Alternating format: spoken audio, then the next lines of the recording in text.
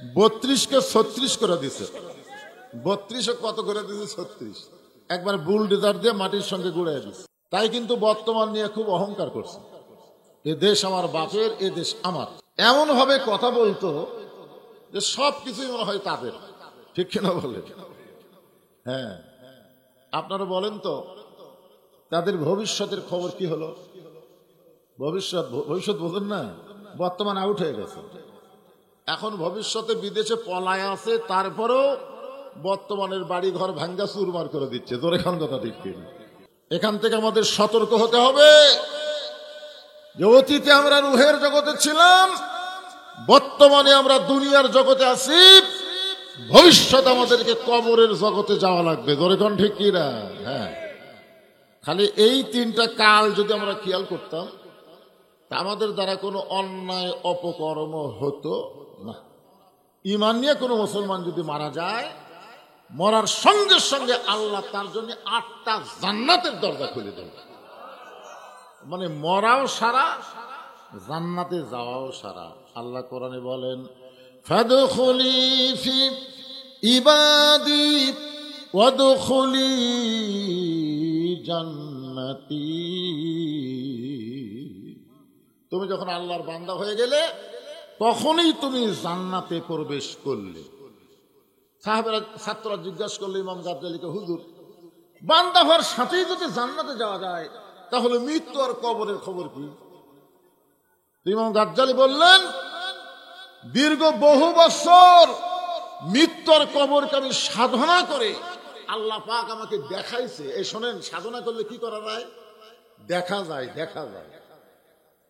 ইমাম গাজ্জালী বলেন, আল্লাহ পাক আমাকে দেখাইছে মৃত্যু নামক যানবাহনের পিঠে চড়ে কবর নামক দরজা দিয়ে প্রত্যেকটা মুসলমান তাদের আসল ঠিকানা জান্নাতে পৌঁছে যায়। তাহলে মৃত্যু কি?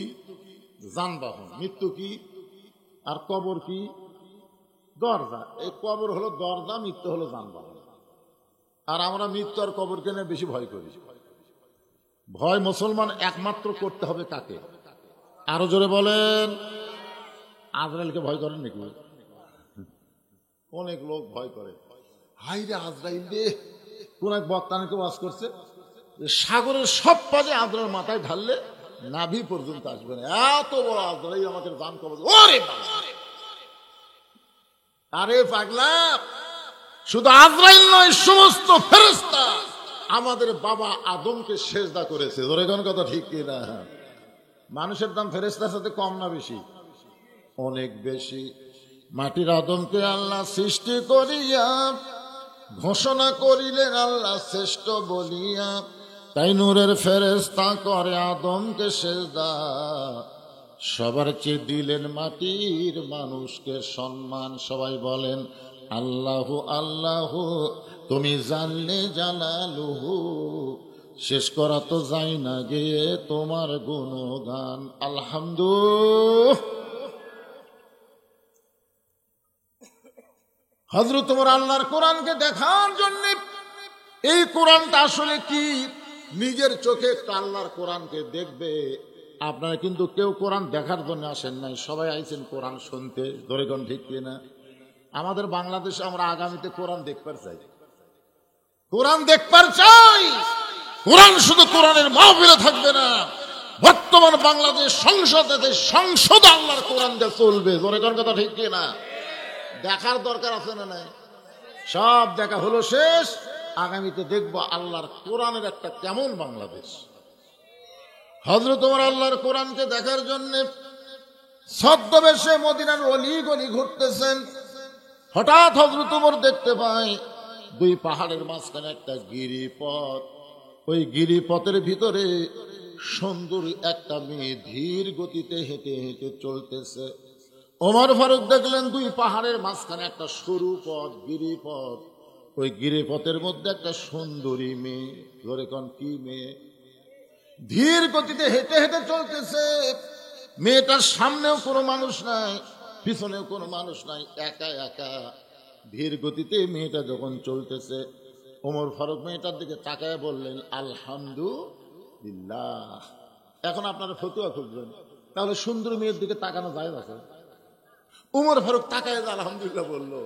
উমর ফারুক মেয়েটার চেহারা দিকে সুন্দরী বলতেছে না, মেয়েটার আপাত মস্তক আল্লাহর আইন পর্দা। মেয়েটা যদি দেখতে কালো হয়, যদি দেখতে খাটো হয়, এরপরও যদি আল্লাহর আইন পর্দা মেনে চলে, কোরআনের আইন যখন বাংলাদেশে চলবে, এদেরকেই কেবলমাত্র সুন্দরী বলবে। ধরে কোন কথা ঠিক কিনা? ওমর ফারুক মেয়েটার নিকটে গিয়ে বললেন, মা, এই নির্জন পথে তুমি একা একা চলতেছ, তোমার সামনেও কোনো মানুষ নাই, পিছনেও কোনো মানুষ নাই, তোমার অন্তরে কি কোনো ভয় ডর লাগে না? মেয়েটা হেজাবের ভিতর থেকে বলে, পথিক, তুমি কি হযরত উমরকে চিনো? সুবহানাল্লাহ বলেন। মেয়েটা কাকে বলতেছে?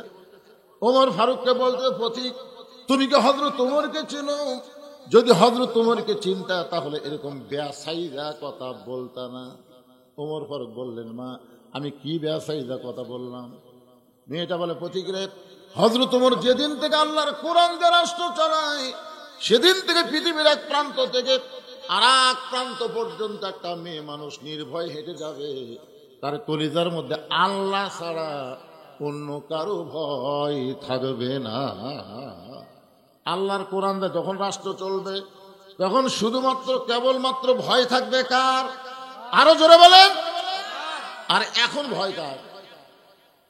সেদিন ষোড়শী নির্জন পথে যাবে, কোনো জন কটু কথা কবে না, পথে আর প্রান্তরে সম্পদের মোহে পড়ে খুন আর রাহাজানি হবে না। সবাই আমার সঙ্গে বলা লাগবে, ভাইজান, আগামীতে যদি কোরআন দা বাংলাদেশ দেখতে পারছেন, তাহলে সবাই বলবেন, যদি মেনে চলি কোরআন। বলেন, যদি মেনে চলি কোরআন আর রাসূলের বিধান, সকলেই শান্তিতে থাকবে, বাংলার আকাশে কলেমার পতাকা যেদিন দুলবে।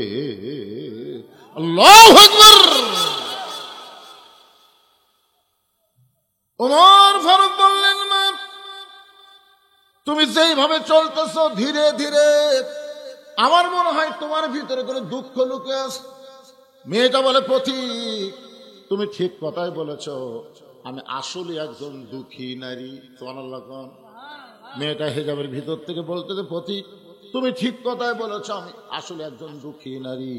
আজকে 6 দিন হলে হযরত উমরকে আমি খুঁজতেছি, আজকে 6 দিন হলে হযরত উমরকে খুঁজতেছি। উমরকে যদি খুঁজে পাই, তাহলে আমার দুঃখের কথা তাকে একটু বলবার চাই। ওমর ফারুক বললেন, মা, তুমি পাগলি নাকি? তুমি কি পাগলি নাকি? যে উমর হলো বাংলাদেশের মতন বুঝানোর জন্য বলতেছি, অর্ধ পৃথিবীর খলিফা, সে উমরকে যদি তুমি পাওয়ার চাও, তাহলে সংসদ ভবনে যাও, গণভবনে যাও, বঙ্গভবনে যাও। বঙ্গভবন, গণভবন, সংসদে না গিয়া 2 পাহাড়ের মাঝখানে রাস্তার মধ্যে খুঁজতেছ, ওমর কি গরু ছাগল নাকি? মেয়েটা বলে, পথিকে, তুমি জানো না, আল্লাহর কোরআন দিয়ে যখন রাষ্ট্র চলবে, তখন নেতা খোঁজা লাগবে না, নেতারাই দুঃখী মানুষকে খুঁজে বেড়াবে। এই আল্লাহর কোরআন দিয়ে যখন রাষ্ট্র চলবে, তখন নেতা খোঁজা লাগবে, নেতারাই দুঃখী মানুষকে খুঁজে বেড়াবে। আমাদের বাংলাদেশে 5 বছর পর পর যখন ভোট আসে, তখন নেতারা এলাকার আসে। জোরে কোন কথা ঠিক কিনা? ভোট পাইয়া যখন এমপি হয়ে যায়, আর নেতার খবর নাই। দেখেন, ভোটের আগে আমার ওয়াজে আছে, ভোটের আগে এক নেতা এক আসরের নামাজ 4 বার পড়েছে। এক নেতা এক আসরের নামাজ কয়বার? যেখানে 10 জন লোক দেখে, সেখানে বলে আগে নামাজ, আগে নামাজ। যেখানে 10 জন থাকে, সেখানে আগে নামাজ। চামচা বলতেছে, নেতা 4 বার হলো, এই ভোটের আগে হোক, অসুবিধা কি? ভোটের আগে পড়ে নামাজ, ভোট গেলে আর পড়ে না। এরকম কিছু নেতা আছে না নাই? এ কথা বলে না, আছে না নাই? ভোটের আগে মাথায় টুপি দেয়, মুখে দাড়ি রাখে, দাড়ি কিন্তু খুব ছোট ছোট রাখে, মানে যে কোনো সময় যেন কামানো যায়। কথাটা বুঝলেন না? মাথা টুপি একেবারে ব্যাটারির কালি, সরষের তেল দিয়ে। ও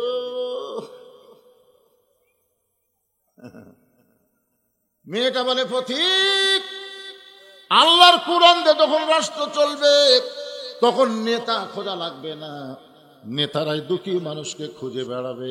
এই কোরআনতে যখন বাংলাদেশ চলবে, একটা গরিব মানুষ ধনীর বাড়ি যাওয়া লাগবে না, বরং ধনীরাই গরিবের দরজায় দরজায় ঘুরবে। গরিবেরা তোমরা 10 টাকা পায়া অন্য জায়গায় ভোট দাও, হ্যাঁ, জিলেপি খায়া বাবা। সব মার্কারে ভোট দেওয়া যাবে না, সব মানুষকে ভোট দেওয়ার কথা আল্লাহ কোরআনে বলেন নাই।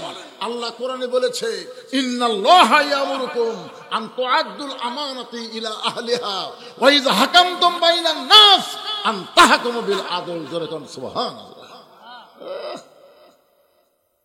আল্লাহর কোরআন দিয়ে যখন রাষ্ট্র চলবে, তখন ধনীরা গরিব মানুষকে খুঁজবে। কারণ ধনীদের যে সম্পদ আছে, সম্পদের মালিক ধনী না, সম্পদের মালিক হলো আমার আল্লাহ। আল্লাহ বলবে 2.5 টাকা গরিব না দেওয়া পর্যন্ত তুই জান্নাতে যেতে পারবি না। হিসাব কর, হিসাব কর, তো কয় টাকা আছে হিসাব কর। তাহলে 1000-এ 25 টাকা, 1 লাখে 2,500, 1 কোটিতে 2.5 লাখ, 100 কোটিতে 2.5 কোটি। আল্লাহ বলতেছেন যতক্ষণ না দিবি তুই জান্নাতে যাওয়ার পারবি না। মুসলমানের বাচ্চা টাকা হিসাব করে গরিবের বাড়ি ঢুয়ে দেয়। এক ব্যাগ টাকা নিয়ে গরিবের বাড়ি গেছে, যা বলতেছে ভাই আমার জাকাতের 1 ব্যাগ টাকা হচ্ছে, টাকাটা নিয়ে আমার জান্নাতে যাওয়ার রাস্তা করে দেয়। গরিব বলতেছে মাফ কর, মাফ কর। তুই কি মনে করছিস না খায় থাকবো রে, কিন্তু জাকাতের টাকা আমি নেবো না। দেখবেন এমন কিছু গরিব আছে, ওরা কিন্তু জাকাতের কথা শুনলে দরজা বন্ধ করে দেয়। দেয় কি দেয় না? আমার এক দাদা ছিল, মারা গেছে, আল্লাহ জান্নাতবাসী করুক। ওনাকে বহু মানুষ ইফতারের দাওয়াত দিছে, কিন্তু দাওয়াত লাগলো। আমি একদিন বললাম, দাদা মানুষ মুরব্বীদেরকে ইফতারের দাওয়াত দেয়, আপনি নেন না কেন? পাগলা এত কষ্ট করে রোজা থাকছি সব দেওয়ার জন্য, দরকার মুড়ি আর পানি খামরে, কিন্তু পাখার বাড়িতে আমি ইফতার করবো না। মানে কি বুঝ আল্লাহ বুঝ দিছে, কোনোদিন কারো বাড়িতে ইফতার করেনি, নিজের বাড়িতে করছে। 7 দিন ধরে 1 ব্যাগ টাকা নিয়ে ধনী ঘুরতেছে, একটা গরিব দরজা খোলে না। আল্লাহর কাছে বলে, আল্লাহ আমি আর ধনী থাকতে চাই না, কোরআন যখন চালু হবে তখন আমি গরিব হবার চাই। গরিব হলে মজা আছে, টাকা আসবি, আর ধনী হলে কষ্ট আছে, টাকা যাবি। আল্লাহ আল্লাহ, 1 ব্যাগ টাকা 7 দিন ঘুরলাম, একটা গরিব নেই। আল্লাহ, মনের দুঃখের লোকটা মরুভূমিতে যাচ্ছে, যাদের গাছের ছায় একজন বস্তা মাথাতে ঘুম পাচ্ছে, বেগালা মনে করছে যাক রে পাশি রে, আসসালাম আলাইকুম, বস্তার লাভ ধরে কয় আলহামদুলিল্লাহ। বেগালা কয় কে রে, সালাম দিলাম, ওয়ালাইকুম না কয় আলহামদুলিল্লাহ। বলে 1 বস্তা টাকা 15 দিন ঘুরতেছি ভাই, একটা গরিব পাইনি। তোক দেখে গরিব মনে করে আল্লাহ শুকরিয়া আদায় করছি, টাকার বস্তা নিয়ে। আমি ঘুরি ব্যাগ লিয়া, তুই ঘুরিস বস্তা লিয়া, গরিব গেল কোথায়? আল্লাহ বলে যখন যাকাত ভিত্তিক অর্থনীতি চালু হবে, আল্লাহর কোরআন দিয়ে যাকাত ভিত্তিক অর্থনীতি যখন চালু হবে, ওই দেশের জন্য আল্লাহ গজবের দরজা বন্ধ করে রহমত আর বরকতের দরজা খুলে দিবে। ধরে কারণ সুবহানাল্লাহ। হ্যাঁ, বর্তমান বাংলাদেশের সুদ ভিত্তিক অর্থনীতি। কি ভিত্তিক? আপনারা বলেন তো, সুদের 1 টাকা খেলে কয়টি গুনাহ হয়? রাসূল এই পাপের সর্বশেষ প্রথম পাপ হচ্ছে আল্লাহর সাথে যুদ্ধ করা। ফেরাউন নমরুদের মতো হবে সুদের 1 টাকা খেলে, এটা হলো বড় পাপ। আর সবচাইতে নিম্ন পাপ বলার সময় রাসূল 3 বার মুখ ধরছেন। নবী বলবার চাই মুখ ধরে, সাহাবীরা হুজুর কি বলবে, মুখ ধরেন কেন? আল্লাহ রাসূল বলে এমন একটা পাপের কথা বলতে মুখ দিয়ে আমার বের করতে হবে আল্লাহর হুকুমে। সেই পাপটা হলো যে সুদের 1 টাকা খায়, নিজের গর্ভধারিণী মায়ের সাথে জিনা করার গুনাহ। নাউজুবিল্লাহ, তা আসতে বলেন কেন? 1 টাকা খালি, 1 টাকা। এখন আপনারা খান কিনা আল্লাহ ভালো জানে, খায় খায়। আল্লাহর বান্দার আজ থেকে তওবা করবেন, আল্লাহ যেন তওবা করার তৌফিক দেয়। জোরে কোন আমিন। মেয়েটা বলে পথিক, আর 6 দিন হলে উমরকে খুঁজতেছি, আর 1 দিনের মধ্যে যদি পাওয়া না যায়, আমি আল্লাহর কাছে উমরের বিরুদ্ধে বিচার দিব। উমর ফারুককে মেয়েটা কি বলতেছে, পথিক আমি কয়দিন হলে খুঁজতেছি, আর 1 দিনের মধ্যে যদি উমরকে পাওয়া না যায়, আমি আসল জাকাত বিচার দেবো, আসল জাকাত। আপনার বলেন তো আসল জায়গা কোনটা? হাসিনার বিচার কিন্তু জজ কোর্ট, হাইকোর্ট, সুপ্রিম কোর্ট করে পারবি না। পারবে? আমরা 15.5 বছর দেখছি, কাম হয় না। কারণ সব কোর্ট উনি দখল করছেন। সব কোর্ট দখল করে ভালো মানুষ জেলখানা, খারাপ মানুষ জামিন পায়। গাবলার মতন মানুষ বেড়া করে, আর আমার মতো আলিমকে হাত করা নিয়ে জেলখানা নিয়ে যায়। ধরে কোন কথা কন না কেন ভাই? একটু মনোযোগ দিয়ে শুনবেন। যখন দুনিয়ার কোন মানুষের কাছে বিচার পাওয়া যায় না, বিশ্বাস করবেন আসল বিচারক হলেন আল্লাহ। মেয়েটা বলতে 6 দিন হলো ওমরকে খুঁজতেছি, আর 1 দিন না পাওয়া গেলে আমি আসল জায়গায় বিচার দেব।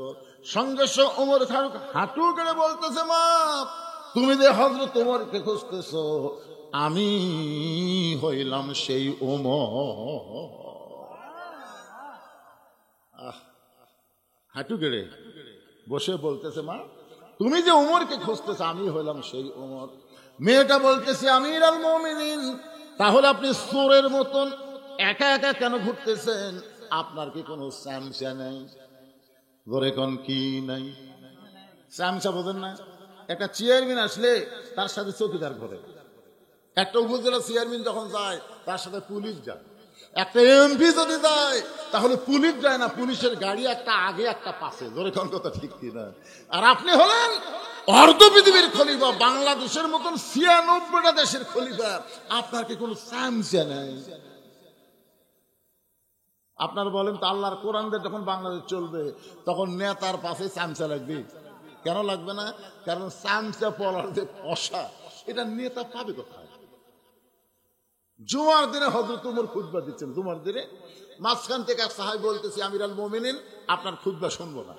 ওমর ফারুক বলে, আমার অপরাধ কি? বলে, আমাদেরকে আপনি খাটো পাঞ্জাবি দিয়ে আপনি লম্বা জুব্বা পরে খুতবা দিচ্ছেন, এই লম্বা জুব্বার কাহিনী না বলা পর্যন্ত আপনার কোনো খুতবা শোনা যাবে না। আমাদেরকে খাটো দিয়ে আপনি লম্বা পড়ছেন, হুজুর হোসেন এই লম্বা জুব্বা কোথায় পাইলেন? ওমরের চোখ দা দর দর করে পানি পড়তেছে। আব্দুল্লাহ ইবনে ওমর বাবার পাশে দাঁড়ায় বলেন, এ নবীর সাহাবীরা, তোমরা খাটো পাঞ্জাবি হলেও তো জুমার দিনে নতুন কাপড় পরে আইছো, কিন্তু আমার পরনে দেখো নতুন কোনো কাপড় নাই। ওসমান গনি বলে, আব্দুল্লাহ আজকে জুমার দিনে সবাই নতুন কাপড় পরলো, তুমি কেন নতুন কাপড় পরো নাই? আব্দুল্লাহ বলে, নতুন কাপড় যদি পরতাম তাহলে আমার বাবার জুব্বা লম্বা হতো না।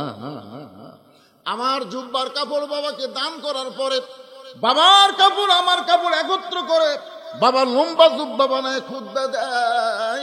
সমস্ত সাহাবেরা কান্দার বলে, আল্লাহ তোমার কোরআন যখন দুনিয়াতে চালু হবে, এমন ভালো মানুষকে মুসলমানেরা নেতা হিসাবে দেখতে পাবে। জোরে বলেন ভাইরে সুবহানাল্লাহ, জোরে বলেন। খালি কি কোরআনের ওয়াজ শুনবেন? বাস্তবে কোরআন গ্রহণ করার দরকার আছে না নাই? হ্যাঁ, সব দেখা হলো শেষ। আগামীতে আমরা দেখবো আল্লাহর কোরআনের বাংলা। আল্লাহ পারে কি পারে না? জোরে গান পারে কি পারে না? অবশ্যই পারে। মানুষ কিন্তু বুঝতেছে। খালি মিজান আমার আজারি একটা ওয়াজের মধ্যে বলেছে, এক দল খাইয়া গেছে আর এক দল খাবি, এই খালি এইটুকু বলাতে আয় এমন জ্বলা জ্বলতেছে। কেন ঘরের মধ্যে কে রে? আমি কলা খাইনি। কেন কলার কথাই ওঠেনি, খালি ঘরের মধ্যে কে রে গেছে ওই বুঝে ফেলতেছে, কলা তো আমি খাই। এই জন্য একটু মনোযোগ দেবেন। ওমর ফারুক বলতেছেন, মা তুমি 6 দিন হলো আমাকে খুঁজতেছো, কি দুঃখ তোমার মনে যে দুঃখের কথা আমাকে বলবার চাও? মেয়েটা বলে, আমিরুল মুমিনিন, আমার জীবনের সবচাইতে বড় দুঃখ হলো আমি 6 বছর বয়সে ঈমান গ্রহণ করেছি। 6 বছর বয়সে শুধু ঈমান গ্রহণ করার অপরাধে, শুধুমাত্র ঈমান গ্রহণ করার অপরাধে আমাকে 12 বছর জেলখানায় বন্দি করে রাখছে। কোনো অপরাধ নাই। আল্লামা সাইদি হুজুরের কোনো অপরাধ আছে? মামুনুল হকের কোনো অপরাধ আছে? আমির হামজার কোনো অপরাধ আছে? বজুশিদের কোনো অপরাধ আছে? এ পর্যন্ত 9 বার কেন নিয়ে গেল? চিন্তা করে দেখেন, একটু খেয়াল করবেন। মেয়েটা বলতেছে শুধুমাত্র ঈমান গ্রহণ করার অপরাধে 12 বছর জালিমের শাহী জিন্দাখানায় আমাকে বন্দি করে রাখছে। সকালবেলা 3টা করে চাবুক মারছে, বিকেলবেলা 3টা করে চাবুক মারছে। আমার দেহের এমন কোনো জায়গা নাই যে জায়গায় চাবুকের আঘাত লাগে নাই। আমির আল মুমিনিন, আপনি যখন রোম পারস্য দখল করলেন, রোমের জেলখানার মধ্যে আমি বন্দী ছিলাম, আপনি যখন রোম পারস্য দখল করলেন তখন আপনি ঘোষণা করলেন মুসলমান কোন রাষ্ট্র যখন দখল করবে ওই রাষ্ট্র তখন আল্লাহর কোরআন দিয়ে চলবে, আর আল্লাহর কোরআন দিয়ে যখন কোন রাষ্ট্র চলবে ওই রাষ্ট্রের মধ্যে জেলখানার কোনো দরকার হবে না। আপনি জেলখানার দরজা মুক্ত করে দেওয়ার পরে বের হইয়া, এখন আমার 18 বছর বয়স, কারণ 6 বছর বয়স ঈমান গ্রহণ করেছি, আর 12 বছর জেলখানায় বন্দী থেকেছি। এই 18 বছরের যৌবনা নিয়ে আমি কোথায় যাব? কারণ আমার দাদা খ্রিস্টান, আমার বাবা খ্রিস্টান, রোম দেশের সকলেই খ্রিস্টান, ওই খ্রিস্টান দেশের একজন মুমিনের কোথায় যাব? এই জন্য 2 পাহাড়ের মাঝখানে 6 দিন হলে আপনাকে খুঁজতেছি। যদি আপনাকে খুঁজে পাই, নিয়ত করেছি আপনার কাছে দুঃখী মেয়েটা একটু আশ্রয় চায়। ওমর ফারুক মুস্কি হাসিয়ে বললেন, বা আমি তোমাকে আশ্রয় দিবার পারবো না। মেয়েটা বলতেছে, আমির আল মুমিনিন, আমি শুনেছি আপনি অত্যন্ত ভালো মানুষ, আমার মতন দুঃখী মেয়েকে আপনি আশ্রয় দিবেন না, এটা কেমন কথা? ওমর ফারুক বললেন, মা, আশ্রয় দেওয়ার মালিক হচ্ছে আল্লাহ। জোরে কারণ মানুষ মানুষের কাছে আশ্রয় চাইতে পারে না, আশ্রয় চাইতে হবে কার কাছে? তবে ইসলাম, তুমি শুনে নাও মা, ইসলাম তোমাকে অধিকার দিয়েছে। অনেকে মেয়েদের কানে কানে কান গরম করে দিবি, কোরআন দিয়ে যদি বাংলাদেশ চলে এ তোকে কিন্তু বাড়ির থেকে বাড়াবার দিবি না রে, একেবারে দরজা বন্ধ করে ছবি, মার্কেট টার্কেট কিছুই করা যাবি না, এমন বোরকা পরা লাগবি, এমন কতগুলো কথা বলবি, মেয়েরা কবি না এই আল্লাহর দল খাবার ভোট দেবো না রে। ইসলামী নারীদের অধিকার আছে না নাই? কথা বলেন, আছে না নাই? নবী আমার ঘরের মধ্যে বসে আছেন, এমন সময় উম্মাহাতুল মুমিনিন ঘরের মধ্যে ঢুকলেন। যেই ঘরে ঢুকছে নবী আমার দাঁড়িয়ে গেলেন। দেখছেন, মা আয়েশা ঘরের মধ্যে ঢোকাতে নবী দাঁড়িয়ে গেলেন, আর নবী বসে থাকলেন না, দাঁড়িয়ে গিয়ে দৌড়ে গিয়ে দরজা বন্ধ করে দিয়ে জানলা বন্ধ করে দিলেন। মা আয়েশা থরথর করে কাঁপতেছে। আল্লাহ রাসূল বলে, আয়েশা কাঁপো কেন? বলে, হুজুর আপনার জুতার পরশে আল্লাহর আরশ ধন্য হয়ে গেছে, আপনার ঘরে ঢুকে আমার বড় ভয় লাগতেছে। আল্লাহ রাসূল বলে, আয়েশা, একজন নবীর জুতার পরশে আল্লাহর আরশ ধন্য হয়েছে, একজন নবীর। আয়েশা বলে, হুজুর আপনি তো সেই নবী। রাসূল বলে, আমি ছিলাম, কিন্তু দরজা বন্ধ হওয়ার পরে আমি আর নবী নাই, আমি হলাম স্বামী আর তুমি আমার বিবি।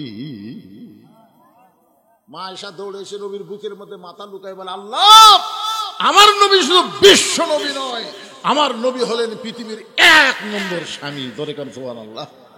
এই কথা মা আয়েশা যেই কইছে, নবী ডান হাত খানা, আমার হাতের দিকে তাকান, ডান হাত খানা মা আয়েশার পিঠের উপরে নিয়ে একটা ঠাসি দিছে, এরকম একটু চাপে ধরছে।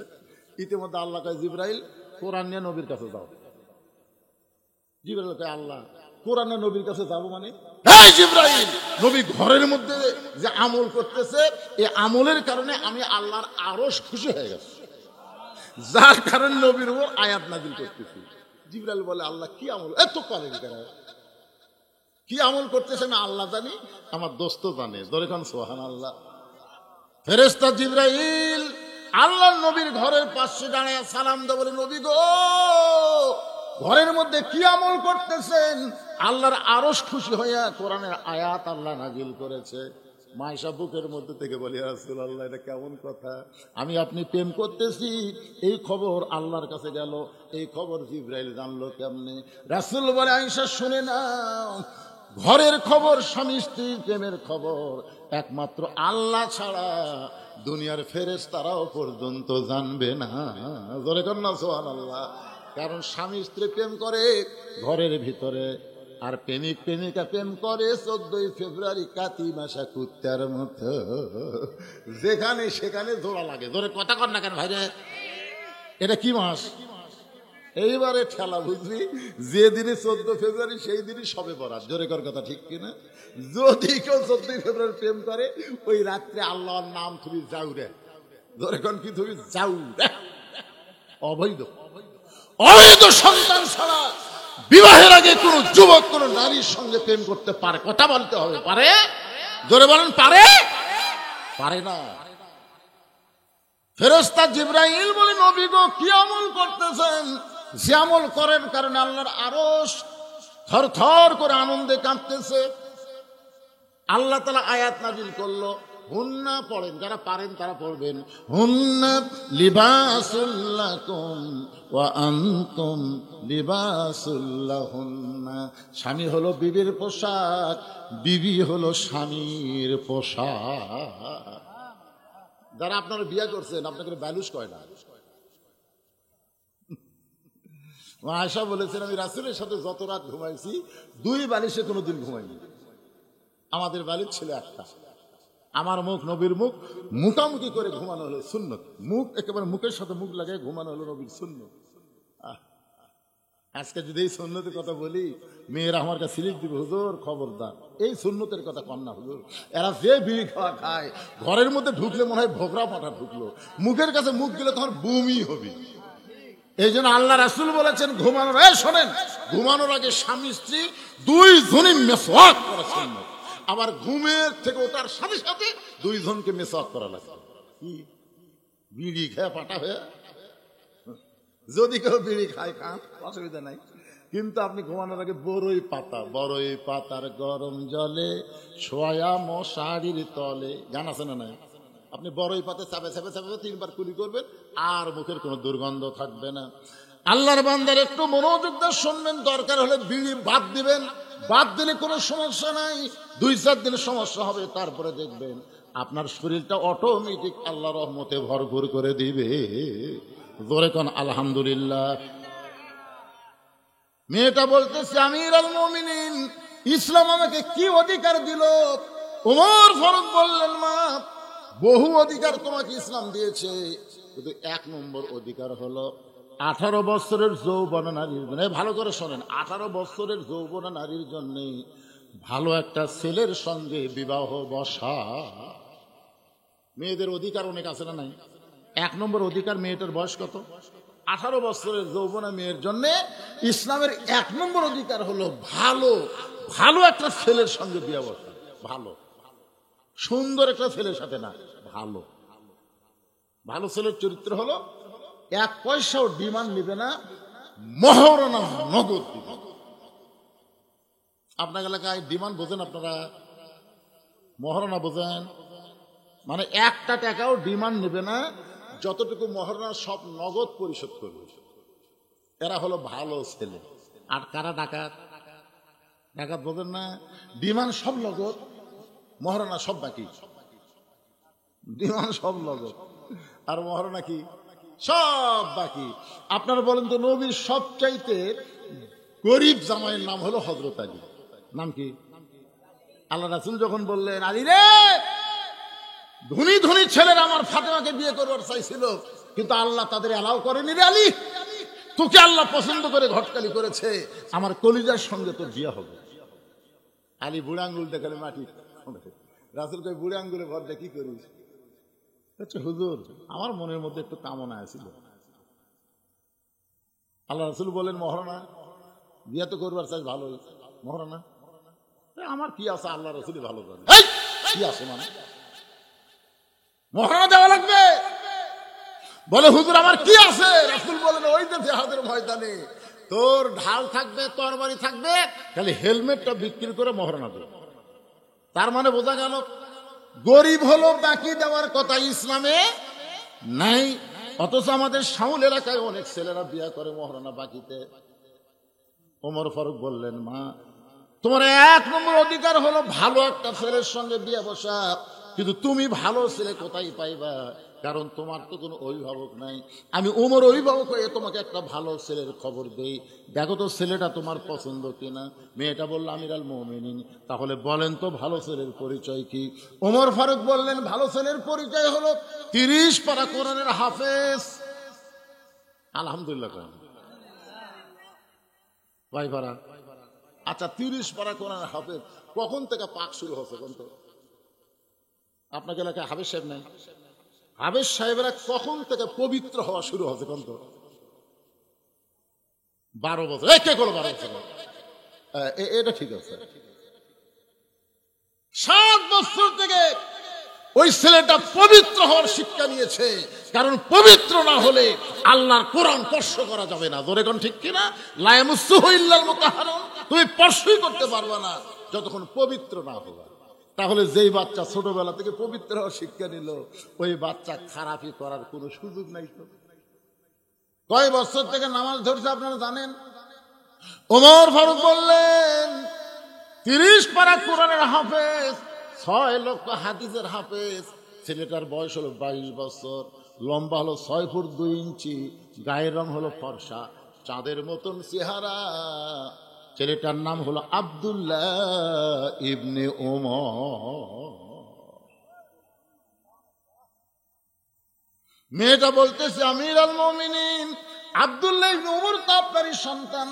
বলে, মা, তোমার মতো একটা ভালো মেয়েকে, যে 6 বছর বয়স ঈমান গ্রহণ করেছে, 12 বছর নির্যাতনের পরও যে ঈমান হারা হয় নাই, এমন একটা মেয়েকে যদি আমার ছেলের বউ করতে পারতাম, তাহলে বৌমা হিসাবে তাকে অধিকার দিয়া দিতা। সুবহানাল্লাহ, জোরে কর না কেন? কি মা, বেটার বউ কে হয়? আপনাকে বেটার বউ নাই তো কি কি কন, জোরে কন, কি হয়? আরো জোরে, জোরসে বলুন। ওই যে মুরব্বী দেখেন বলতেছেন, ওই যে আপনার পাশে যে মুরব্বী বলতেছেন, এই জন্যই বলতেছে না যে হুজুর, বৌমা হয়তো উমরের সময় হয়েছে, কিন্তু বর্তমানের বৌমা হয় না, বউ দাজ্জাল হয়। জোরে কন কথা ঠিক না? এমন কান মন্ত্র দেয়, একে স্বামী গিলে চলে গেছে বউরে, এখন বাসা বানায়, স্বামী স্ত্রী থাকে, বাপ মা থাকে আপনাকে এই কি গ্রাম, বিষ্ণুপুর, বিষ্ণুপুরে বাপ মা থাকে। আর ওই বেটা বউ নিয়ে থাকে শহরের বাসা, আর বাপ থাকে গ্রামে বিষ্ণুপুরে। বাপ মাকে 2 চোখে দেখবার পারে না। এইরকম বেটার বউ আছে না নাই? জোরে বলেন। একদিন বউ অসুস্থ হয়ে বগুড়া পপুলারের ডাক্তারকে দেখাইতে গেছে, বড় ডাক্তার। দেখতে দেখতে রাত 9টা বাজে। এখন 9টার সময় বিষ্ণুপুরে কেমন আসবে? আমি জীবনে বহু জায়গা দিয়েছি, কিন্তু এরকম খারাপ রাস্তা থেকে বুঝলেন। আমি যে মোশন নিয়ে আসলাম, বুঝলেন, আসার ওর মাটিতে আসার পরে খালি গাড়ি এই। রাত 9টার সময় ডাক্তারের দেখা শেষ। এখন বাবা চিন্তা করে, রাত 9টার সময় বিষ্ণুপুরে কেমনে যাব? এই রাত 9টার সময় বিষ্ণুপুরে কেমনে যাব? এমন সময় মন বলতেছে, কেন তোর ছেলের বাসা নেই, ছেলের বাসায় যা।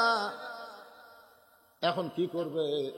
বেকায়দা ছেলের বাসায় যা ডাকতেছে, আব্দুল্লাহ রে, ছেলের নাম আব্দুল্লাহ। আব্দুল্লাহ, আব্দুল্লাহ কয়, এলাকার সবাই আমার স্যার কয়, সাহেব কয়, আমার নাম ধরে ডাকে মরক করে। দরজা খুলে তাকায় দেখে বাবা। বাবা, কি কারণে রাত 9টায়? বলে, বাড়ির যাওয়ার কোনো গাড়ি নাই, বেকায়দাই তোর বাসায় এসে আমাকে একটু থাকতে দিবি। আব্দুল্লাহ হাত ধরে নিয়ে গিয়ে রেস্টরুমে বসাইছে। বাবা একটু বসেন। বইয়ের কাছে গিয়ে বলতেছে, কে গো, বাবা তো কোনোদিন আসে না, আমরা এখানে বাসা করার পর থেকে বাবার মন খারাপ। বাবা গ্রামে থাকে, আজকে ডাক্তারকে আইছে, বিপদে পড়ে আমাদের বাসায়, তুমি একটু বাবার সামনে খাবার দাও, বাবা খুশি হবে। বউ বলতেছে, তুমি জানো সকাল থেকে আমার মাজা বেদনা, তুমি জানো আমার ডানার মধ্যে খালি শিরশির করতেছে, উঠবার পারলাম না, তুমি পারলে তোমার বাপকে খাবার দাও। বাবা ডাক দেখে, আব্দুল্লাহ রে, তুই কি মনে করছিস বগুড়া হোটেল বন্ধ হচ্ছে? আরে পাগলা, থাকার জায়গা নেই, তাই বলে কি খাওয়ার জায়গা নাই? পেট ভরে খাসিবা, একটা ঘর হাঁক দে, আমি একটু ঘুম পারবো। আব্দুল্লাহ বলে, বাবা সত্যি কি চাই? বলে, হ্যাঁ ব্যাপার, তুই কি মনে করিস আমার অসুস্থ বউরে কষ্ট দিয়ে আমার খাওয়া আগে? রাত 9টার সময় বাবা না খাইয়া ঘুমায় গেছে। রাত যখন 11টা বাজে, এমন সময় আব্দুল্লাহর শালা, বইয়ের ছোট ভাই আব্দুল্লাহর শালা দরজার ডাক দিতে, শেফালি আপা। শেফালি আপা সঙ্গে সঙ্গে কম্বল ফেলে দিয়ে মারছে লাফ। আব্দুল্লাহ তাকায় দেয়, কম্বল আছে, বউ নাই, মাজা বেদনা, ডানা শিরশির করে। বাপ আইছে 9টা, শালা 11টা। দরজা খুলে দিয়ে বলতেছে, ভাইজান এত রাত কেন হলো? বলে, ক্রাম বোর্ড খেলতে খেলতে রাত হয়েছে আপা, ঘড়ি দেখি নাই। আপা, আমি একটু ঘুমাবার চাই। বলে, পাগল হয়েছিস? তুই না খাইয়ে ঘুমাইলে আমার চোখে ঘুম ধরবে না। আয় আয়, ডাইনিং টেবিলের চেয়ারে বসায়, মাছ গরম, গোস্ত গরম, ভাত গরম, সব গরম করে ভাইয়ের সামনে দিয়া বলে, খা ভাই, খা ভাই, তুই না খাইলে তোমার কলিজার মধ্যে শান্তি নাই। আব্দুল্লাহ ঘরের ভিতরে চিন্তা করে, 9টার সময় আমার বাবা এসে তোর মাজা বেদনা, পেট শিরশির করে। আর 11 সময় খা ভাই, খা ভাই, কারণ কি? বার হয়ে দেখে 5 তরকারি গরম ভাত, শালার মাথায় বইয়ের হাত। কয় তরকারি? 5 তরকারি গরম ভাত, শালার মাথায় বউ হাত দিয়ে বলতেছে আর এক টুকরা খাও ভাই, আর এক টুকরা খায়, তুই না খাই আবার কলিজার শান্তি নাই। আব্দুল্লাহ আস্তে আস্তে বাবা যেই ঘরে ঘুমায় ওই ঘরের জানলার কাছে গিয়ে দেখে 0 বাল্বের আলোতে বাবার শুকনা মুখটা আব্দুল্লাহ দেখতে পায়। যে বাবা না খাই আমারে খাওয়াইছে, যেই বাবা মাটির বিছনার থেকে আমারে খাট বানায় দিছে, যেই বাবা এত কষ্ট করে আমাকে লেখাপড়া করালো, আজকে আমার সেই বাবা না খায়া ঘুম পাড়তেছে, আর শালার সামনে 5 তরকারি গরম ভাত। আব্দুল্লাহ রে, তোর আমল কি? আল্লাহ বলতেছেন লিয়াবলুয়াকুম আইয়ুকুম আহসানু আমালান ওয়া হুয়াল আজিজুল গফুর। আব্দুল্লাহ রে, এই সময় আমি আল্লাহ তোকে পরীক্ষা করব, এই সময় তোর উত্তম আমল কি? উত্তম আমল। চোখ বন্ধ করতেছে আব্দুল্লাহ, আমার বাবা না খেয়ে ঘুম পাড়তেছে আর শালার সামনে 5 তরকারি গরম ভাত, একটা আমল আছে না নাই? চোখ বন্ধ করে দেখে ওয়াকাদা রাব্বুকা আল্লা তা'বুদু ইল্লা ইয়াহু ওয়া বিল ওয়ালিদাইনি ইহসানা। ওই বউ মরে গেলে বউ পাওয়া যাবে, বউ ছাড়া দেবো, সকালে বিকেলে বিয়ে করব, কিন্তু যেই বাবা মা না খায় ঘুম পাড়তেছে এই বাপ যদি মরে যায় যতই কান দেওয়ার বাপকে পাওয়া যাবে না। জোরে কান কথা ঠিক কিনা? কি আমল করবো রে? নফল নামাজ পড়বো নাকি? নফল নামাজ। চোখ বন্ধ করে আমল খুঁজতেছে, দেখে উটি বলা একটা বেলান আছে, শহরের বাসার তো কিছু থাকে না ভাই, উটি বলা একটা বেলান আছে, এক হাত। আব্দুল্লাহ কয় এই 4 আঙ্গুল ধরলে কতক্ষণ থাকবে? তখন বিবেক বলতেছে আব্দুল্লাহ রে, মেয়ে মানুষের শাসন চলতেছে রে পাগলা, বউক মারলে জেলত জলে। ইমান বলতেছে জাগামো তোমার, এমন জায়গাত মারবি কাউকে দেখাবাও পারবি না, বিচারও হবে। পিছন দিকে তাকে দেখ উঁচা হয়ে আছে, উঁচা বরাবর মার। বিলাই যেমন ইন্দুর ধরে আস্তে আস্তে, পিছনে এসে তাকায় দেখে শালা নিবে না, বউ জোর করে মাছ দিয়ে বলতেছে আর এক টুকরা খা ভাই, তুই না খাইলে আমার কলিজার শান্তি নাই। আব্দুল্লাহ খালি খেপা আছে যে বাপ আমার না খায় ঘুম পাড়তেছে, তোর ভাই খাবি না, জোর করে খাওয়াস। বিসমিল্লাহ করে মারছে বাড়ি, যেই মাত্র বাড়ি মারছে বউ দৌড়, শালাও দৌড়। শালা চিল্লে বলে দুলা ভাই আমার বোনকে মারলেন কেন? আব্দুল্লাহ কয় তোর বোন আমার কে হয়? এই তোর বোন আমার কে হয় না? এই তোর বোনকে এত ভালোবাসি যে ভালোবাসার কারণে বাপ মাকে ছেড়ে আমি শহরে বাসা বানাইছি, খালি তুরি বোনের। আজকে কেন মারলি? মারলাম। আয় আয়, কি জন্য মারলাম? শালাকে আমাকে মারবেন নাকি? না রে পাগলা, মারবো কে? তোকে একটু দেখা পারছে। বাবা যেই ঘরে ঘুম পাড়তেছে ওই ঘরের জানলার কাছে গিয়ে বলে তাকায় দেখতো ঘরের মধ্যে কে? বলে আপনার বাবা কখন আইছে? বলে 9টার সময়। তোর বোন কইলো মাজা বেদনা, পিঠ শিরশির করে, আমার বাবার সামনে খাবার দেয়নি, বাবা রাগ করে ঘুম পাড়তেছে, আর তোর সামনে 11টার পরে 5 তরকারি গরম ভাত। এখন বল রে শালা, বল আমার আমল কি? শালা বলতে দুলা ভাই আর একটা মারে, আর একটা মারে। এই মানুষের জাত না, এই বাপের একটা পছন্দ করে, শ্বশুরের একটা 2 চোখকে দেখতে পারে না। এইরকম মেয়ে মানুষ সমাজে আছে না নাই? দরকার আছে না? আর বাপের বাড়ির ফকির আসলে কই আমার চাচা হয় গো, এই ফকির আমার চাচা হয়। আর শ্বশুরের ভাই আসলে কয় আপনি কে? আমি তো আপনাকে চিনি না। ও তুই চাওয়া শ্বশুর চিনিস না, ফকির তোর চাচা হয়। এই জন্য বর্তমান যুগের বেটার বউকে অনেকে বৌমা বলতেছে না। যেমন এই মুরব্বী কয় নিজেকে এত লম্বা একটা আওয়াজ শোনায় দিলাম। ওমর ফারুক বলে মা আমার আব্দুল্লাহর সঙ্গে বিয়া দিয়ে তোমাকে আমার বৌমার অধিকার দিব। মেয়েটা বলে ইয়া আমিরুল মুমিনিন, আপনি কিন্তু আমাকে বলেছেন ভালো একটা ছেলের সঙ্গে বিয়া বসার অধিকার আছে। ওমর ফারুক বললেন মা তাই তো বললাম, ভালো একটা ছেলের সাথে। তো বলে আপনার আব্দুল্লাহর সাথে ভালো ছেলে নাই? ওমর ফারুক কয় পাগলি কয় কি? আমার আব্দুল্লাহর চাইতে ভালো ছেলে ইহো জন্মে পাইবা না, এই দুনিয়াতে নেই। মেয়েটা বলে আমিরুল মুমিনিন, তাহলে আমি একটা ছেলের নাম বলবো, দেখেন তো ছেলেটা কেমন লাগে। ওমর ফারুক চুপ করেছে, কে? আচ্ছা বলো মা তুমি একটা ভালো ছেলের নাম বলো। মেয়েটা বলতে ছেলেটার নাম হলো হুসাইন, বাবার নাম হলো হযরত আলী, মায়ের নাম হলো খাতুনে জান্নাত ফাতেমা, আর নানার নাম হলো মুহাম্মাদুর রাসূলুল্লাহ। এখন আপনি বলেন আপনার আব্দুল্লাহ ভালো না হুসাইন ভালো? ওমর ফারুক বললেন, মা কি কও তুমি? আমার আব্দুল্লাহর চাইতে হোসাইন আল্লাহর কাছে কোটি কোটি গুণ ভালো। বলে কেন সুবহানাল্লাহ। তাহলে আপনি আমাকে কি বলছেন? ইসলাম আমাকে একটা ভালো ছেলের সাথে বিয়ে বসার অধিকার দিচ্ছে, যেখানে হোসাইন আছে সেখানে আব্দুল্লাহর সাথে বিয়ে বসবো কেন?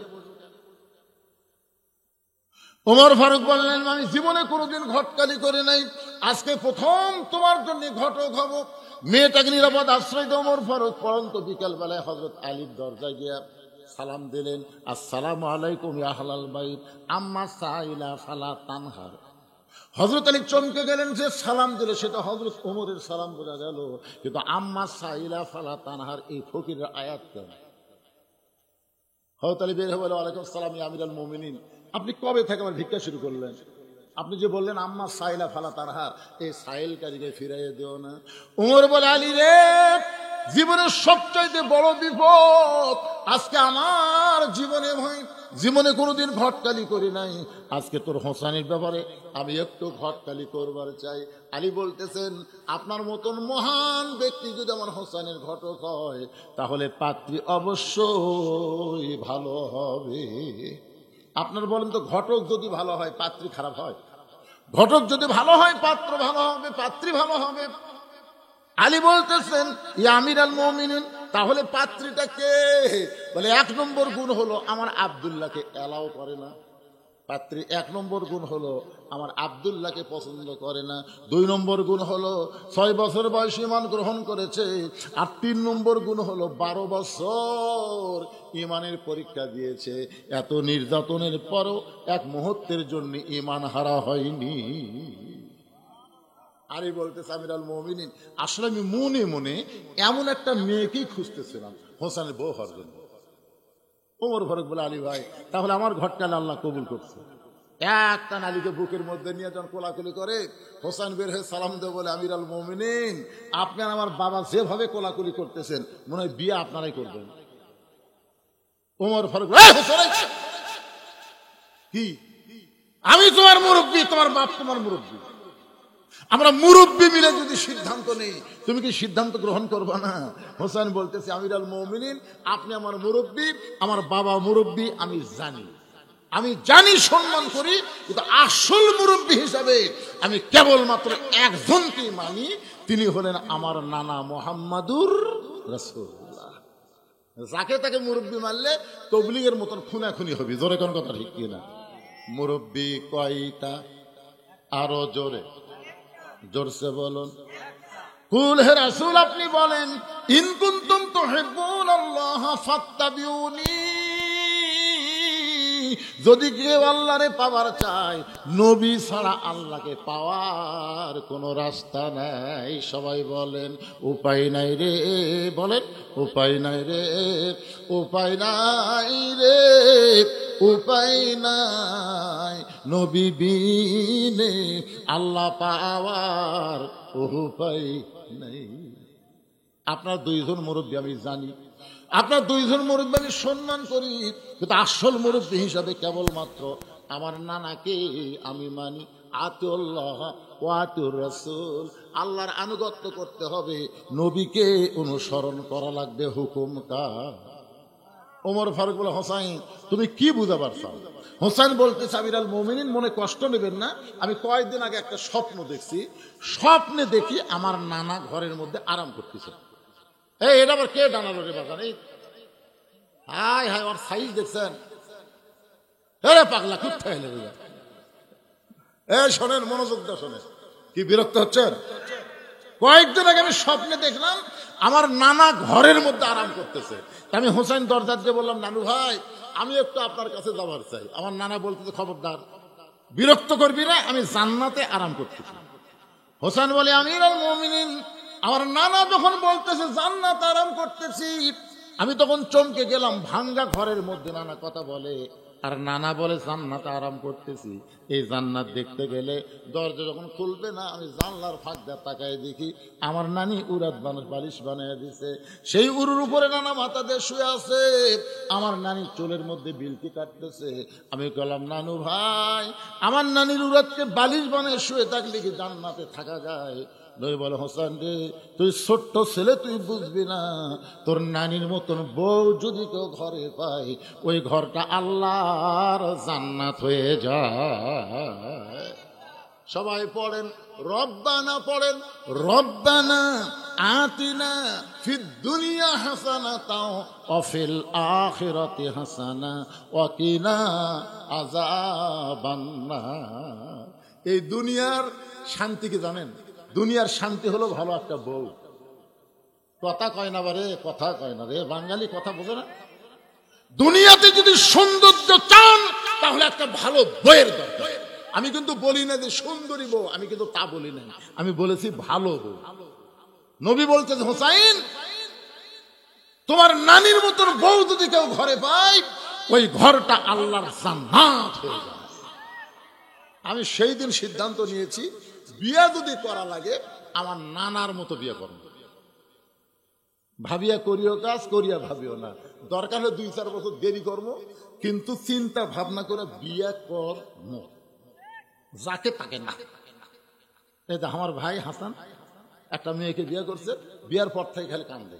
আমি কয়েকদিন হলে দেখলাম হাসান কান্দে, আমি যেই কাছে যাই মুসকে মুসকে হাসি। আমি বললাম, কে? হাসান ভাই, আমরা 2 ভাই ছোটবেলায় কত খেলা করছি নানার সাথে, আজকে তুমি একলা একলা কান্দা কও না কেন? হাসান বলে, হোসাইন রে, তুই জান কাউকে বলিস না ভাই, তোর ভাবি বিয়া করার পর থেকে আমাকে যে নির্যাতন করতেছে, এখন ছাড়বারও পারি না, রাখবারও পারি না। হাসান রাদিয়াল্লাহু বইয়ের নাম হলো জায়েদা। তোরে বলে নাম কি? একটু কুটনি, বুঝলেন? এর কথা ওর কাছে, ওর কথা ওর কাছে, মানে বিবিসি। কতগুলো মেয়ে মানুষ আপনাকে এই বিষ্ণুপুরও কিন্তু আছে বিবিসি।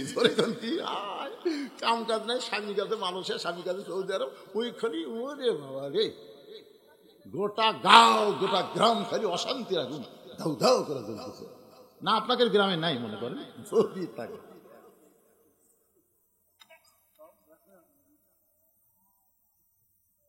দৌড়ে গিয়ে হযরত আলীর হাতটা ধরে বলতেছে, বাবা আপনি সত্যি করে বলেন তো, আমার মা আপনার কেমন বউ ছিল? ও বাবা, আপনি সত্যি করে বলেন তো, আমার মা আপনার কেমন বউ ছিল?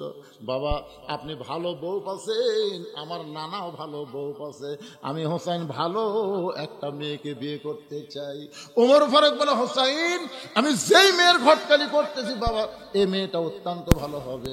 হোসাইন বলতেছে, আপনি ভালো বললে হবে না, আমাকে ভালো বলা লাগবে। ওমর ফারুক বলে, হোসাইন তুমি মেয়ে কি দেখছো নাকি? না দেখে তুমি কেমনে বলছো? হোসেন বলে, আমিরুল মুমিনিন মনে কোনো কষ্ট নিয়েন না, আমি সিদ্ধান্ত নিয়েছি, আমি সেই মেয়েকে বিয়ে করব যে আমার 3টা প্রশ্নের উত্তর দিবার পারবে। ধরে বলেন কয়টা? ওমর ফারুক বলে, হোসেন কি 3টা প্রশ্ন করবে? হোসেন বলতেছে, যাকে বিয়ে করব তার সামনে প্রশ্ন আউট হবে, দুনিয়ার অন্য কোনো মানুষের কাছে প্রশ্ন আউট করব না। ওমর ফারুক বলে, আলী ভাই তোমার হোসেন যে 3টা প্রশ্ন করবে এ সম্পর্কে তোমার জানা কি? আলী বলতেছে, জীবনের প্রথম শুনলাম। ওমর বলতেছে, আমিও জানি না, তুমিও শোনো নাই, তাহলে এই প্রশ্নের উত্তর মেয়েটা কেমনে দিবে? আমার ঘটকাল আল্লাহ কবুল করে নাই। কানতে কানতে মেয়েটার কাছে গিয়ে বলে, মা আমার আব্দুল্লাহকে স্বামী হিসেবে কবুল কর, আল্লাহ তোর দুনিয়া আখিরাত শান্তি দিবে। মেয়েটা বলতেছে, আমার কোনো আপত্তি নাই, খালি একটা বার বল আমার আব্দুল্লাহ হোসেনের চাইতে ভালো। ওমর ফারুক বলে, মা কেমনে বলবো যেটা ভালো না, কেমনে বলবো? তাহলে আপনি কেমনে বলেন আব্দুল্লাহকে স্বামী হিসেবে গ্রহণ করব, বিয়ে যদি করতে হয় ওই হোসেনকে করব বিয়ে, অন্য কোনো যুবক নয়। ওমর ফারুক বলে, মা হোসেন এমন একটা যুবক দুনিয়ার সব মেয়েকে বিয়ে করবে না, যে মেয়েটা 3টা প্রশ্নের উত্তর দিবে তাকেই বিয়ে করবে, অন্য কাউরে করবে না। যে প্রশ্ন আমি ওমর জানি না, তার বাবাও জীবনে শোনে নাই, তাহলে তুমি কেমনে উত্তর দিবে?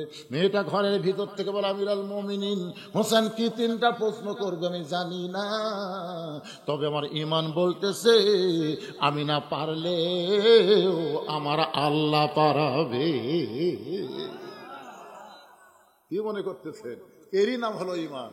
আমরা গত বছরও চিন্তা করিনি যে 5ই আগস্টে হাসিনা এইভাবে পলাবে। জোরে কথা কর না কেন? আমাকে এত দুর্বল ঈমান ভাই, চিন্তা করে দেখেন রংপুরের আবু সাইদ ঈমানের বলে বলিয়ান হয়ে সর্বপ্রথম বাতিলের অস্ত্রের সামনে দাঁড়াইছে। জোরে কোন কথা ঠিক না? এইভাবে আমি রাসূলের একটা হাদিস পড়েছি, যে শহীদের মৃত্যু যন্ত্রণা একটা পিঁপড়া কাটার চাইতে বেশি না। এটা আবু সাইদকে দেখে বোঝা গেল।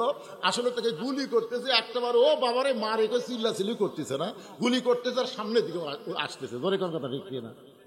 তৃতীয় গুলি করার পরে দুই ছেলে এসে যখন ধরলো, তখন ছেলেটা পড়ে গেল, তার মুখে কোনো আহাও শব্দ নেই। এখান থেকে বোঝা গেল আবু সাইদের জীবন দেওয়া আল্লাহর পছন্দ হওয়ার কারণে ফ্যাসিস্ট হাসিনাকে আল্লাহ বাংলাদেশ থেকে আমাদের মুক্ত করার জন্য আসল জায়গা পাঠাচ্ছে। ধরে কোন কথা ঠিক না? যেখানকার মাল সেখানেই গেছে।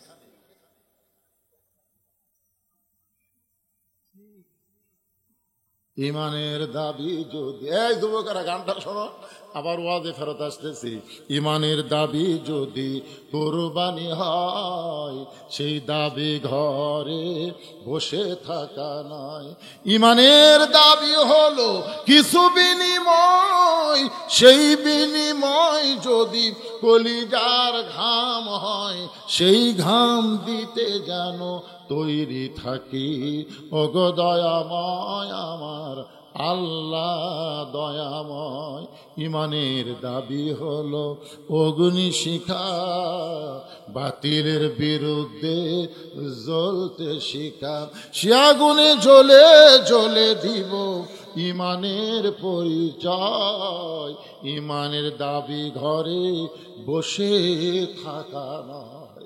আমাদের বাংলাদেশের তরুণ প্রজন্ম, কিশোর প্রজন্ম বাতিলের বিরুদ্ধে ইমানের দাবিতে যখন রাস্তায় বের হয়ে আসলো, হাসিনা পলাতে বাধ্য হয়ে গেল। ধরে কোন কথা ঠিক কিনা? ঘরত বসে থাকা সত্যি আল্লাহ আল্লাহ ফিকির করো। হাসিনার অত্যাচার থেকে বাঁচতে আসতে আল্লাহকে কান্দে মর বাড়ান লাগবে। ধরে কোন কথা ঠিক কিনা? 15.5 বছর বিএনপি যখন খালি কয় আন্দোলন হবে ঈদের পরে, এর কি ঈদ শেষ হয় না? মানে খালি কয় ঈদের পরে শক্ত আন্দোলন করা হবে ঈদের পরে। আর জামাতেরা ঘরের মধ্যে বসে বসে জমি জমি মিটিং করে, প্রকাশ্যে বের হওয়ার পারে না।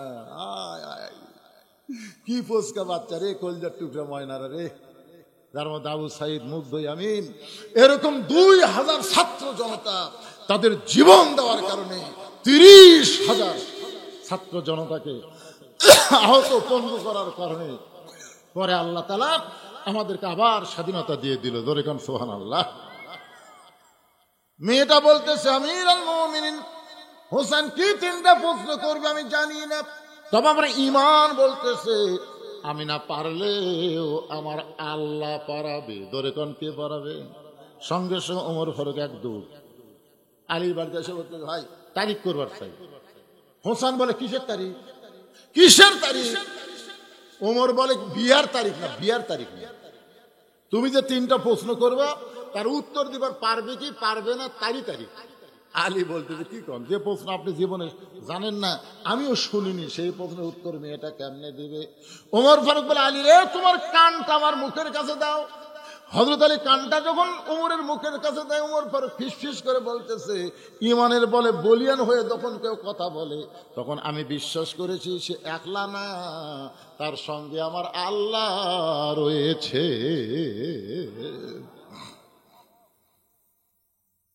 নির্দিষ্ট তারিখ মোতাবেক, নির্দিষ্ট তারিখ মোতাবেক হযরত ওমর ডান পাশে বসে গেছে। একটু বসার সাইজটা খেয়াল করেন।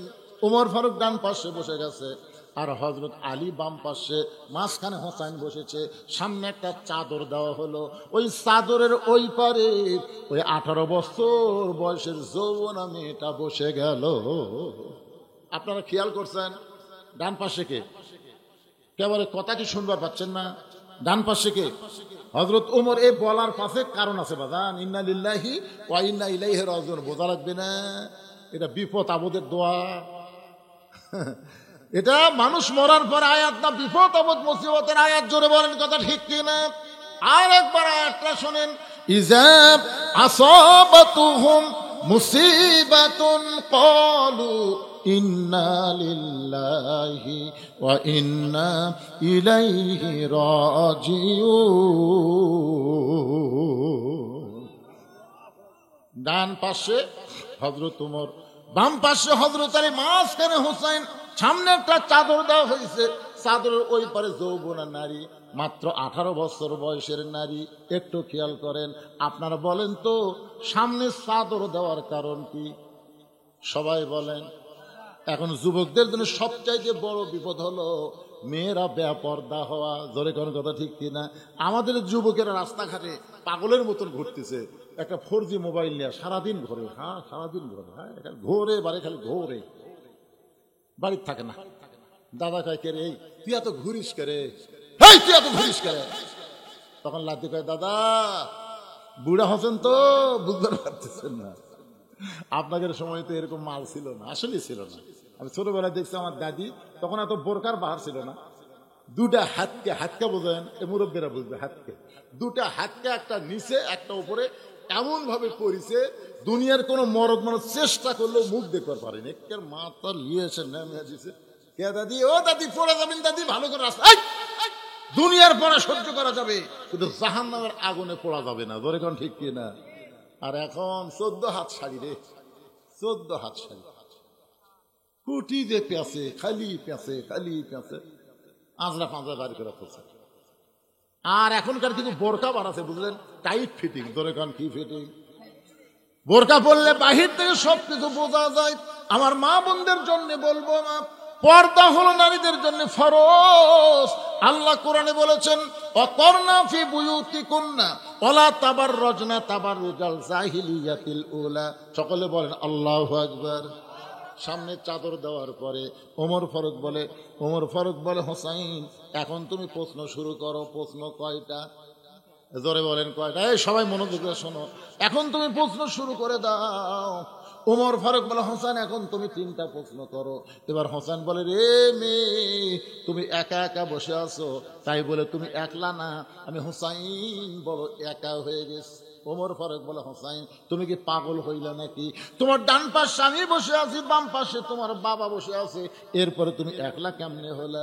হোসেন বলে, রে মেয়ে, আমার 2 পাশে 2জন মহামানব বসে আছে, কিন্তু মনে মনে এই 2 মহামানব তোমার পক্ষ নিয়েছে।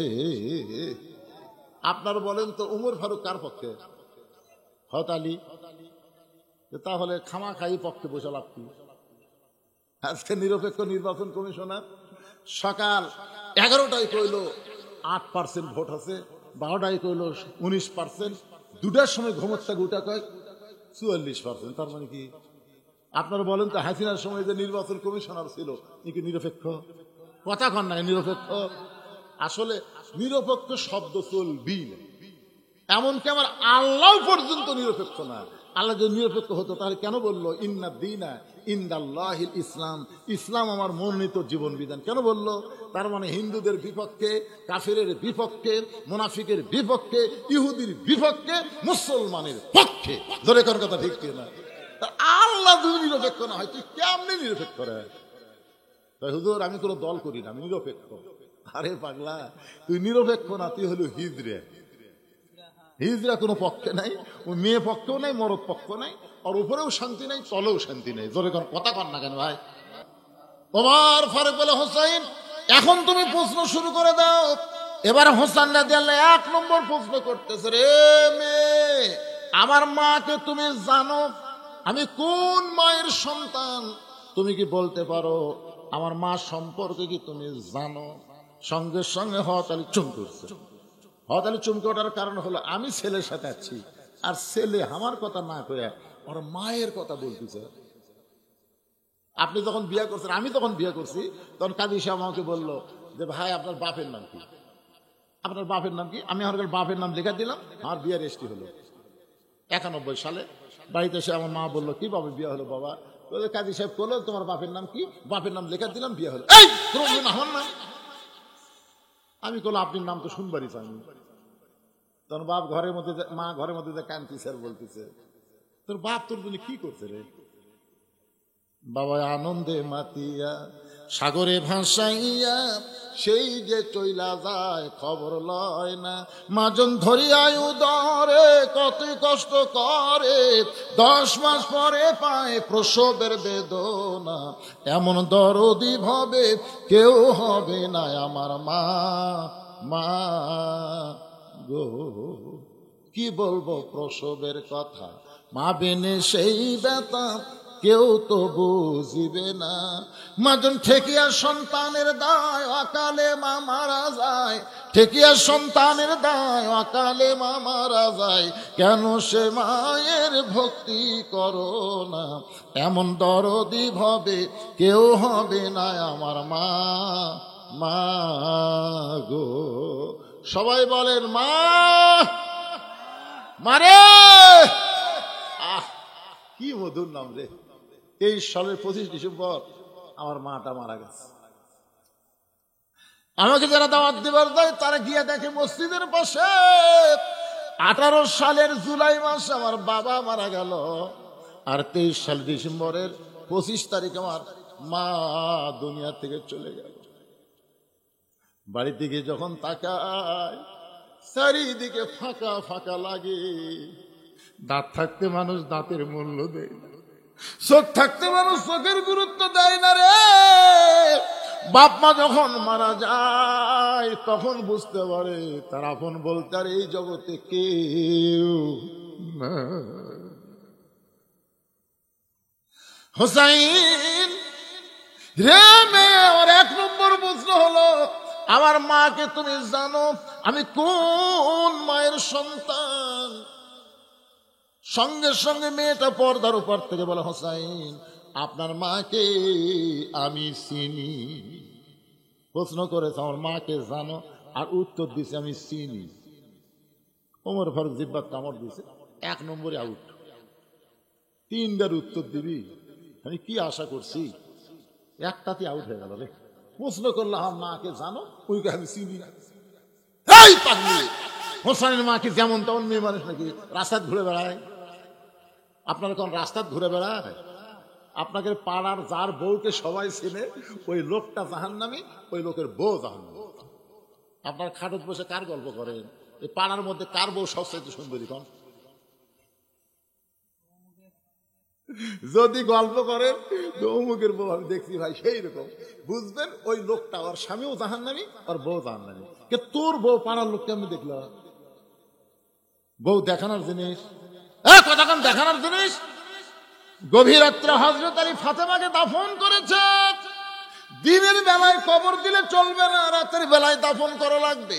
রাতের বেলায় ফাতেমা দুনিয়া থেকে বিদায় নিল, রাতের বেলায় দাফন করার পর হযরত আলী বলে, আল্লাহ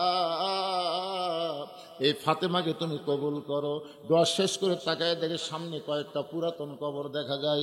এইমাত্র ফাতেমার কবর দিলাম, সেই নতুন কবরটা গেল কোন জায়গায়? গোটা জান্নাতুল বাকি দোয়ার বলে ফাতেমার কবর। ফাতেমার কবর কোথায়? ফাতেমার কবর।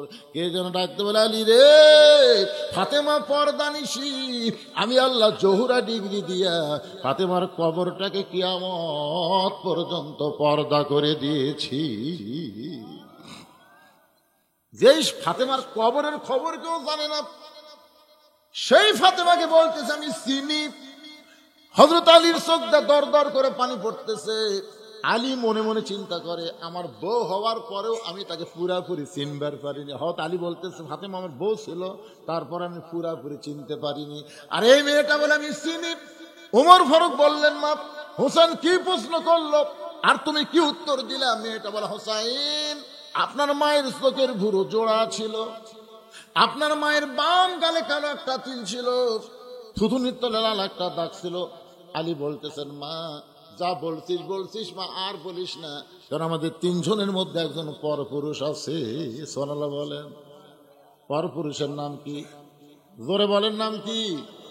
যে উমর সম্পর্কে রাসূল বলেছেন, আমার পরে কেউ যদি নবী হতো লাউকানা ওমর, উমরকে আল্লাহ নবী বানায় দিত। সেই উমর যদি পরপুরুষ হয়, তাহলে মুরিদের বইয়ের কাছে পীর কোন পুরুষ? কথা কয় না। বাংলাদেশে 3টা জিনিস আপনারা দেখছেন। একটা হলো, মনে যান কষ্ট নেন না, আমি গোটা বাংলাদেশ যাচাই বাছাই করে এটুকু বুঝতে পারছি, ভালো ডাক্তারের বইয়ের কোনোদিন সিজার লাগে না। কারণ ডাক্তার জানে সিজার করে বাচ্চা হলে মায়ের ক্ষতি, বাচ্চারও ক্ষতি। এই জন্য ভালো ডাক্তারের বইয়ের সিজার লাগে না। মৌলানাদের বাড়িতে কোনোদিন মিলাদ হয় না, আমি দেখছি খেয়াল করে। আর 3 নম্বর হলো, পীরের বউ কোনোদিন মুরিদ হয় না।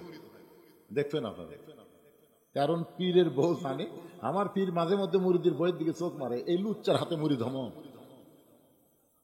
আর একটা হলো মৌলানাদের বাড়িতে মিলাদ হয় না, এরা পরের বাড়িতে পড়ায় কিন্তু নিজের বাড়িতে হয় না। আর একটা হলো ডাক্তারের বইয়ের সিজার লাগে না, ধরে কান কি লাগে না, কথা কয় না রে বারে। হযরত আলী বলতেছে, মা যা বলছো বলছো, আর বলো না, কারণ এই জায়গায় একজন পর পুরুষ আছে। আমি জানতে চাই মা, হাসান হোসেনের মায়ের চোখের ভুরু জোড়া ছিল, এটা দুনিয়ার কেউ জানবে না, আমি জানি। কি জন্যে? আল্লাহ রাসূল বলেছেন, কোন স্বামী যদি তার বিবির দুই ভুরুর মাঝখানে একটা চুমা খায়, ওই স্বামীর আমল নামায় আল্লাহ একটা খুশি হয়ে ওমরা হজের সওয়াব দিয়া দেয়। কোন জায়গার? এদিকে ভুরু, দুই ভুরু নেই, এই ভুরু একটা শব্দ করে খাবেন। খাচ্ছেন কোনোদিন?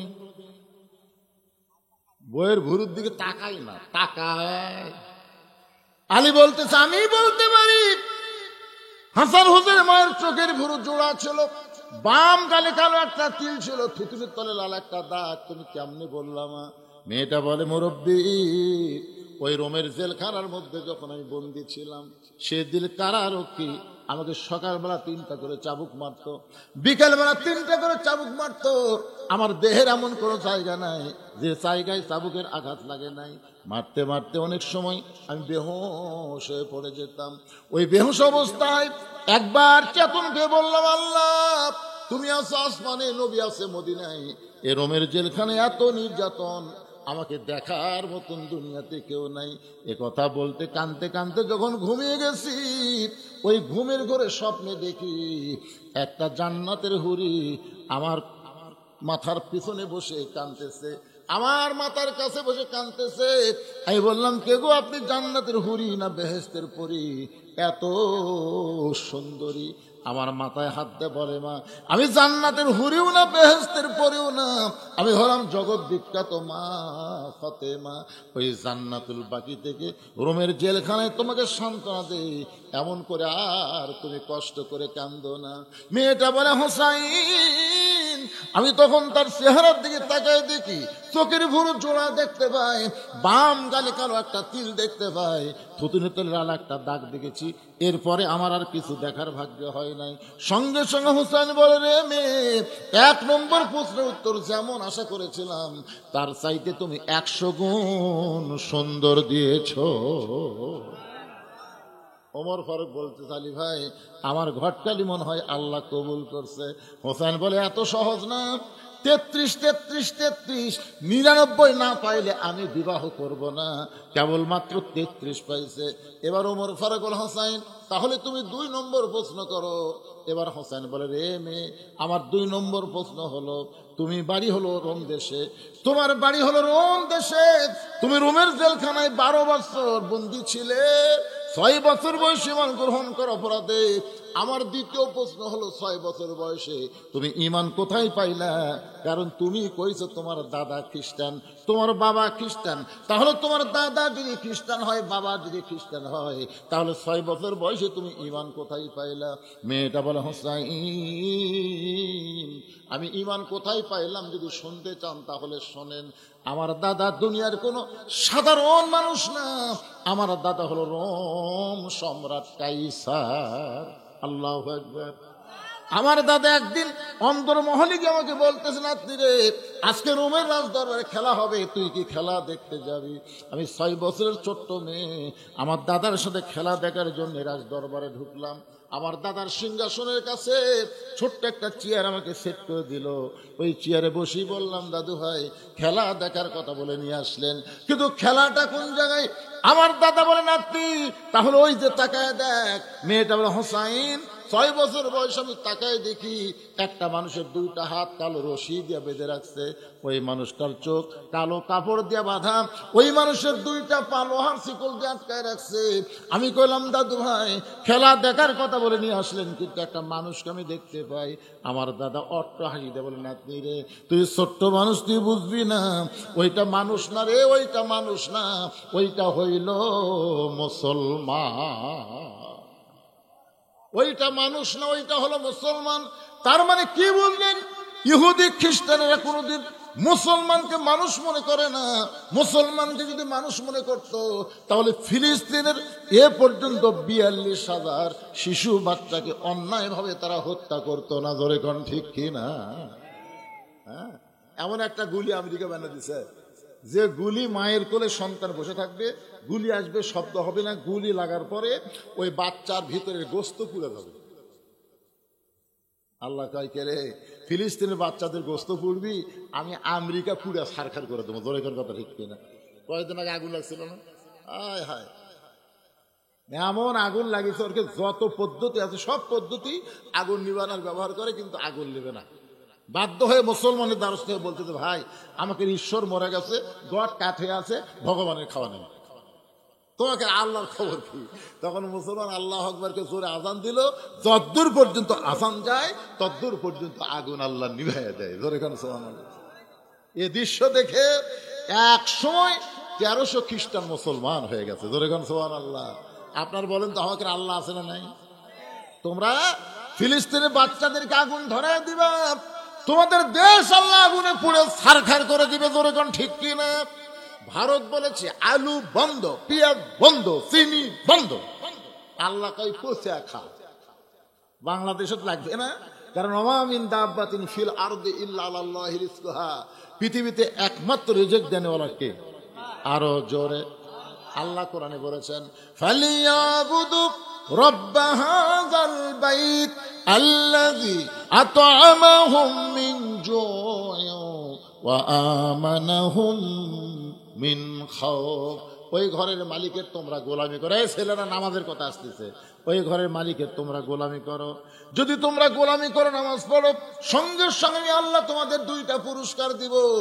1 নম্বর পুরস্কার হলো তোমাদের রিজিকের কোনো পেরেশানি করা লাগবে না, তোমাদের কোনো দারিদ্রতা থাকবে না। 2 নম্বর পুরস্কার হলো ভারতের অ্যাটম বোমা, হাইড্রোজেন বোমা, কোনো বোমা তোমাদের ক্ষতি করতে পারবে না। যাবতীয় ভয় থেকে আল্লাহ পুরাপুরি নিরাপত্তা দিয়া দিবে। তাহলে ইবাদত করা লাগবে কার? মেয়েটা বলতে হোসাইন, আমার দাদা বলতেছিল মানুষ করো, ওইটা হলো মুসলমান। আমি তখন বললাম, দাদা ওই মুসলমানকে নিয়ে আপনি কি খেলা খেলবেন? আমার দাদা বলে, ওই যে তাকায় দেখ। মেয়েটা বলে 6 বছর বয়সে। আমি তাকায় দেখি আগুনের একটা চুলার মধ্যে দাউ দাউ করে আগুন জ্বলতেছে। ওই আগুনের চুলার উপর বিশাল একটা দেখছি মনে মনে তেল, নিচের তাপে তেলগুলো টকবক টকবক করতেছে। আমার দাদা বলে, নাতনিরে আজকের খেলা হবে, ওই মুসলমানকে হাত পা বাঁধা উত্তপ্ত তেলের মধ্যে ফেলে দাও, মুসলমান তেলের মধ্যে পুড়ে যাবে। আজকের খেলার নাম হলো মুসলমান মারার খেলা। খেলার নাম কি? জোরে কার কি মারা? মুসলমান মারার খেলা। আমি তখন 6 বছরের ছোট্ট মেয়ে, আমার দাদাকে জোরহাত করে বললাম, দাদু ভাই এই মুসলমানকে মারার খেলা বন্ধ করা কি যায় না? এই মুসলমানকে না মাইরা কি ছেড়ে দেওয়া যায় না? আমার দাদা বলে, 100 বার ছাড়া দিব, যদি মুসলমান একটা বারের জন্য বলে আল্লাহ রাসূল মানি না। খালি একটা বারের জন্য বলবে আল্লাহ রাসূল মানি না, সঙ্গে সঙ্গে তোর হাতের দড়ি খুলে দিব, চোখের বাঁধন খুলে দিব, পায়ের শিকল খুলে দিব। আমি তখন ছোট্ট মানুষ, ওই মুসলমানের কাছে গিয়ে বললাম, মুসলমান তুমি কি জানো তোমাকে আগুন দিয়ে পুড়ানোর ব্যবস্থা করা হয়েছে, তোমাকে আগুনে পুড়ে ছাই করে দিবে। তুমি যদি বাঁচতে চাও একটা বারের জন্য বলো আল্লাহ রাসূল মানি না। মুসলমান চিল্লাই বলে, মা তুমি ছোট্ট মানুষ, তোমার কাছে জীবনের দাম বেশি, কিন্তু যারা মুসলমান হবে তাদের কাছে জীবনের চাইতে ইমানের দাম হলো কোটি কোটি গুণ বেশি। দরকার হলে আগুনের চুলার মধ্যে যাব, কিন্তু এক মুহূর্তের জন্য আমার আল্লাহ রাসূলকে ছাড়ব। মেয়েটা বলে, হোসেন সঙ্গে সঙ্গে আমার দাদা দাঁড়িয়ে বলল, রে সৈন্য আর দেরি করো না, ওই মুসলমানকে হাত পা বাঁধা অবস্থা আগুনে ফেলে দাও। আমি তখন বললাম, দাদু ভাই আমি এই খেলা দেখবো না, আমি যাবার চাই। আমার দাদা হাত ধরে বলতেছে, খেলা দেখার কথা বলে তোকে নিয়ে আইছি, তোকে যাবার দেব না। আমাকে জোর করে বসে রাখলো। আমি তাকায় দেখি ওই মুসলমান ফাঁসির মঞ্চে যাচ্ছে। সুবহানাল্লাহ। আমাদের বাংলাদেশে ফাঁসির মঞ্চে যায়নি, যখন যায়নি, মীর কাসেম আলীকে উকিল বলতেছে, স্যার রাত 12টায় আপনার ফাঁসি হবে। মীর কাসেম আলী বলে, এখন কটা বাজে? বলে 9:30। কেন? 2.5 ঘন্টা আছে। তাহলে একটা কাম করি ভাই, অযাতে এত সময় বসে লাভ নেই, আমি 2 ঘন্টা ঘুম পারি। উকিল পাগলা নাকি? 2.5 ঘন্টা পর ফাঁসি হবে, তাই বলে 2 ঘন্টা ঘুম পাবে। মন খারাপ করে উকিল বাইরে গেছে, 2 ঘন্টা পরে উকিল ফাঁসির কন্ডম ছেলে এসে দেখে মীর কাসিম আলী নাক দেখা ঘুম পাড়তেছে।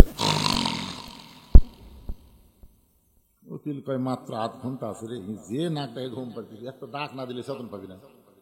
ফাঁয়ের বুড়ে আঙ্গুলো লড়াছে, লাভ দুটো বলতে ভাই সময় হচ্ছে, না স্যার এখন 8 ঘন্টা। আলহামদুলিল্লাহ।